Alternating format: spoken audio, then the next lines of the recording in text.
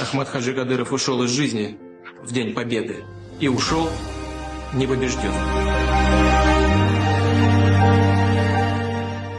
Это был очень смелый, мудрый, сильный и вместе с тем искренний человек.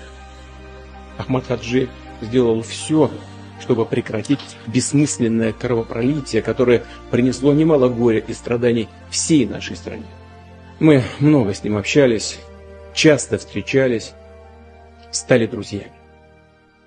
Уверен, память об Ахмате Кадырове навсегда сохранится в благодарности